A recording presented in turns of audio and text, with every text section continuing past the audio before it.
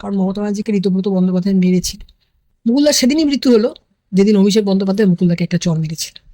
আপনার চোখে তাহলে অভিষেক ব্যানার্জি মারতে একটা ঠাটিয়ে চর। পার্সোনালি আমাকে ধরে কি কাঁদলো, সোনালি আমরা এই অসভ্য মেয়েটার সঙ্গে দল করেছি। সেদিনের মমতা বন্দ্যোপাধ্যায় ছিলেন মুখ, আর আজকে মমতা বন্দ্যোপাধ্যায় হলেন মুখোশ। আজকে শুভেন্দু অধিকারীকে আমার হ্যাটসঅপ, আমার সেলাম। আমি তো মমতা ব্যানার্জিকে ছাড়িনি, মমতা দিয়ে আমাকে সরিয়ে দিলেন। নো আইন অনলি বাথরুম সং, পায়ে হাত দিয়ে নিশ্চয়ই প্রমাণ করবো, হয়তো দুপুরটা চোখের জলও পড়বো। আমি বলবো, দিদি তুমি একজন ব্যর্থ মুখ্যমন্ত্রী। দীর্ঘ 4 দশকের রাজনৈতিক জীবন। আজ আমাদের চ্যানেলের অতিথি প্রাক্তন বিধায়িকা এবং পশ্চিমবঙ্গ বিধানসভার প্রথম মহিলা ডেপুটি স্পিকার শ্রীমতী সোনালী গুহ। আপনার রাজনৈতিক জীবনের সিংহভাগই কেটেছে তৃণমূলের সাথে। আজকের তৃণমূলের এই পরিণতির কারণ কি বলে আপনার মনে হয়? এটা হওয়া দিচ্ছে প্রাতিষ্ঠানিক দুর্নীতি এবং নেতৃত্বের এই ঔদ্ধত্য মানুষ মেনে নিতে পারে। মমতাদির সঙ্গে আমার দীর্ঘ 32 বছরের সম্পর্ক ছিল। মমতাদি আমাকে ভালোবেসে মুটি বলে ডাকতেন। আমি তো মোটা শোনা বলেই বলতেন, আমি তোকে মুটি বলি, তুই কিছু মনে করিস না? না দিদি, আমি তো ছোটবেলা থেকে মোটা ছিল, তুমি আমাকে মুটি হিসাবে তো দেখেছো। বলতেন যে তোর মুখটা এত ভার কেন?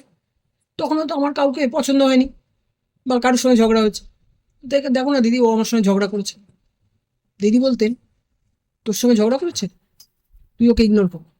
Ignorance is the best policy. এখন বাংলার মানুষই ওনাকে ইগনোর করে। তৃণমূলের এখন দুভাগ হয়ে গেছে, কালীঘাট তৃণমূল, ঋতব্রত তৃণমূল। এটা নিয়ে আপনার কি মত?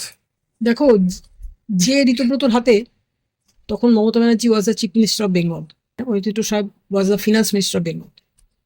অমিত মিত্র সাহেবকে সঙ্গে নিয়ে মমতা ব্যানার্জি দিল্লিতে গেছিলেন কিছু আদায় করার জন্য বা কোনো একটা ডিমান্ড নিয়ে।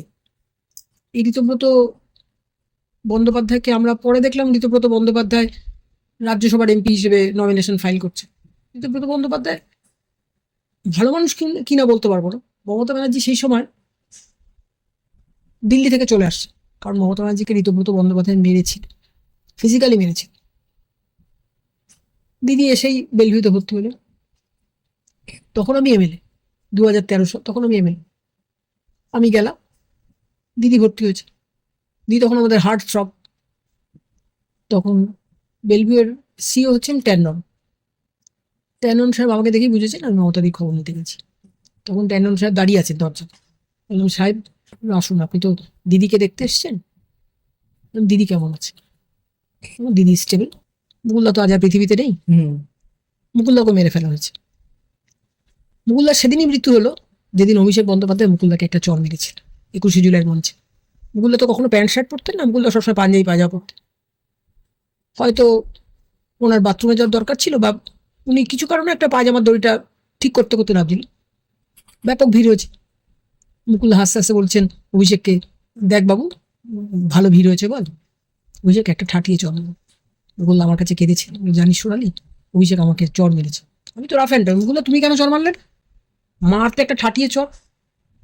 তখন বললেন, না রে, ও যে আমার হাপুনের থেকেও ছোট, আমি চর মারলে তো ও আর আমি এক হয়ে যেত। মুকুলদার সেদিনই মৃত্যু হয়ে গেছিল। মানে বঙ্গ রাজনীতির চাণক্য বলা হয় যে মুকুল রায়কে, তাকেও অভিষেক ব্যানার্জির হাতে হেনস্থা হতে হয়েছে। হ্যাঁ, তাকেও চর খেতে হয়েছে। তা আপনি তো দীর্ঘদিন তৃণমূলে ছিলেন এবং আপনার রাজনৈতিক কেরিয়ার সত্যি বলতে অভিষেক ব্যানার্জির ডবলেরও বেশি। আপনার চোখে তাহলে অভিষেক ব্যানার্জি যদি বলি মূল্যায়ন করতে কিরকম? অভিষেক ব্যানার্জির তো পেছনে কোনো ছাত্র রাজনীতি নেই। অভিষেক ব্যানার্জি, মমতা ব্যানার্জি চিফ মিনিস্টার হয়েছেন, অভিষেক ব্যানার্জি তখন ডায়মন্ড হারবারের এমপি হয়েছে। মমতা দিয়ে অভিষেক ব্যানার্জির জন্য আমার সাতগাছিয়া তো গেছিলেন মিটিং করতে। বিল্লাপুর বলে একটা জায়গা আছে, সেখানে মমতা ব্যানার্জি বললেন যে আমি অভিষেককে বারবার বলি যে তুই রাজ্যসভায় চলে আয়, অভিষেক রাজি হন। মমতা ব্যানার্জি একসময় আমাদের গর্বের নেত্রী ছিলেন। এখন যদি তুমি বা তোমরা মমতা ব্যানার্জিকে আমার সামনে নিয়ে আসো, আমি পায়ে হাত দিয়ে নিশ্চয়ই প্রমাণ করবো, হয়তো দুপুরটা চোখের জলও পড়বো। আমি বলবো, দিদি তুমি একজন ব্যর্থ মুখ্যমন্ত্রী ছিলে। আজকে শুভেন্দু অধিকারী নেতৃত্বে আমি তো মহামতি গোখলেকে প্রত্যক্ষ করিনি, কিন্তু মহামতি গোখলে যে কথা বলতেন যে what Bengal things today, India things tomorrow, সেটাই সত্যি হতে চলেছে। আজকে শুভেন্দু অধিকারীকে আমার হ্যাটসঅপ, আমার সেলাম। শুভেন্দু অধিকারী নেতৃত্বে বাংলা এরকমই একটা সোনার বাংলায় পরিণত হয়। মমতা বন্দ্যোপাধ্যায়ের সাথে 3 দশকের বেশি সময় ধরে রাজনৈতিক সম্পর্ক, এখনো ফিরে তাকালে কোন স্মৃতি মনে পড়ে? সব স্মৃতি দগদগে। কোন স্মৃতির বাদ দিয়ে কোন স্মৃতি বলবো বলো? যেমন মমতাদি তখন কেন্দ্রীয় সরকারের মন্ত্রী ক্রীড়া ও যুব কল্যাণ তখন লোকনাথ ডিভাইন লাইফ মিশনের স্বামী শুদ্ধানন্দ ব্রহ্মচারী, সে আমাকে দিল্লি পৌঁছলেই আমাকে ফোন করতো যে সোনালিমা আমি কিন্তু দিল্লি আসছি। স্বামীজি আপনি কোন ট্রেনে আসছেন? স্বামীজি রাজধানী ছাড়াও যেতেন। আমি ওনাকে নিউ দিল্লি স্টেশন থেকে রিসিভ করলাম।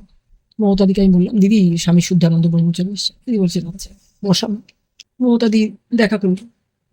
আমি বললাম আচ্ছা দিদি উনি স্বামী শুদ্ধানন্দ। দিদি হাত জোর করে প্রণাম করলো। স্বামীজিও আশীর্বাদ করলেন দিদি। স্বামীজি বলছেন মমতাদিকে, মমতা মা তুমি কোনোদিনও সোনালী মাকে ছেড়ো না। স্বামী শুদ্ধানন্দ ব্রহ্মচারী এখনো বেঁচে আছেন কিনা জানি না, তিনি কিন্তু মিঠুনের জ্যাঠতো দাদা, মানে মিঠুন চক্রবর্তীর আপন জ্যাঠতো দাদা। আচ্ছা। তখন আমি যখন জিজ্ঞেস করছি, স্বামীজি খুব গভীরভাবে চোখটা বন্ধ করেছেন। আমি স্বামীজি বলুন না আপনি মিঠুন চক্রবর্তীর দাদা কিনা? মিঠুন চক্রবর্তী আমার আইডল, একদমই আইডল। আমার আইডল হচ্ছেন অমিতাভ বচ্চন। তারপরে স্বামীজি বললেন তোমার যদি তাই বিশ্বাস হয় তাহলে আমি কিন্তু তোমাদের সকলের স্বামীজি।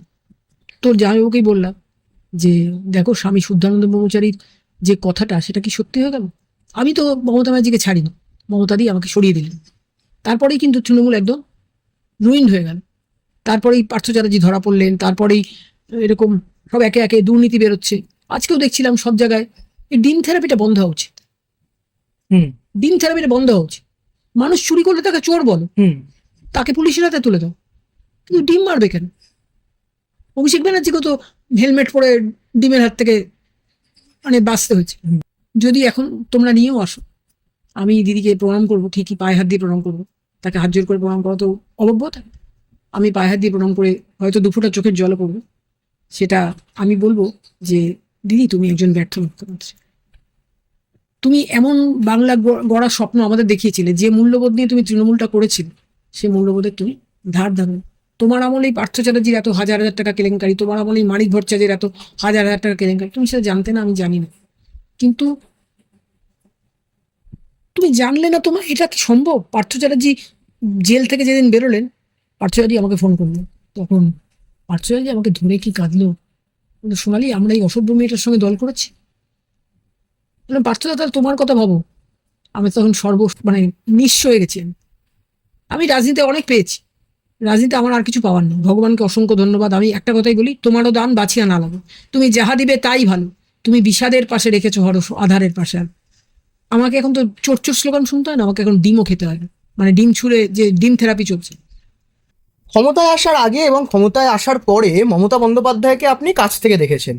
বিরোধী নেত্রী মমতা বন্দ্যোপাধ্যায়কে মানুষ যতটা না ভালোবেসেছিল, মুখ্যমন্ত্রী হিসাবে তার প্রতি অনেক অভিযোগ সাধারণ মানুষের এসেছিল। ক্ষমতা কিভাবে মমতা বন্দ্যোপাধ্যায়কে বদলে দিয়েছে আপনি কি মনে করেন? দেখুন, আমরা যে মমতা বন্দ্যোপাধ্যায়কে দেখে দলটা করেছিলাম, যেদিন মমতা বন্দ্যোপাধ্যায় কংগ্রেস ছেড়ে তৃণমূল কংগ্রেসটা গঠন করলেন, সেদিনের মেন সাক্ষী হচ্ছে আমি আর মুকুল রায়। আর তমনাথ ঘোষ, সুব্রত বক্সী তো তৃণমূল কংগ্রেসের প্রেসিডেন্ট ছিল। সেদিনের মমতা বন্দ্যোপাধ্যায় ছিলেন মুখ, আর আজকে মমতা বন্দ্যোপাধ্যায় হলেন মুখোশ। মমতা বন্দ্যোপাধ্যায় টোটালি চেঞ্জ হয়ে গেছে। দীর্ঘদিনের সম্পর্ক, কখন ঠিক মনে হলো যে তৃণমূল দলে আপনার গুরুত্ব ফুরিয়ে এসেছে? দিদির বাড়িতে দিদি কালী পুজো করতো, মানে মমতাদির বাড়িতে 2020-তে যখন দিদি কালী পুজো করলেন, আমি দেখছি আলপনা দেওয়ার লোক চেঞ্জ হয়ে গেল। আমি আলপনা ভালো দিতে পারি, আমি কবিতা ভালো লিখতে পারি, আমি গানও গাইতে পারি। দিদি আমাকে গুলশান কুমারের কাছে নিয়ে গেলেন। গুলশান কুমার দিদির দিল্লির ফ্ল্যাটে এসছে। গুলশান কুমার আমাকে জিজ্ঞেস করছেন, you know only Bengali song? তখন আমি বলছি, no I know only bathroom song. তখন দিদিও হাসছেন, গুলশান কুমারও হাসছেন। দিদি বললেন, তুই বলছিস যে তুই you know I know only bathroom song? হ্যাঁ দিদি, আমি তো বাথরুম সং থেকে উঠেছি। দিদি কিন্তু নিয়ে গেছেন গুলশান কুমারকে, যে গুলশান কুমার তখন টি সিরিজের ক্যাসেটগুলো করছে। বললেন, চল সোনালি, তোকে গুলশান কুমারের কাছে নিয়ে যাবো, তুই তো ভালো গান করিস, তুই ক্যাসেট কর, বা তোকে দিয়ে গুলশান কুমারজি ক্যাসেট কর।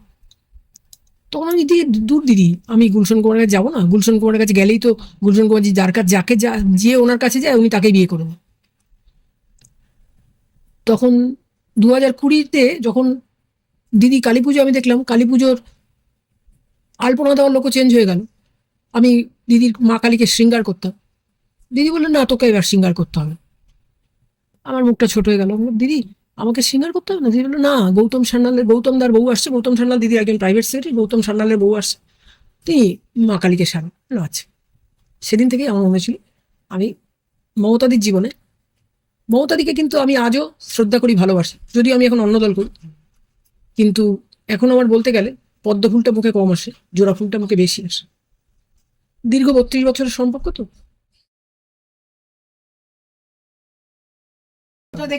দেখে ভালো লাগলে সবাই এই ভিডিওটাকে সাবস্ক্রাইব করুন। ধন্যবাদ।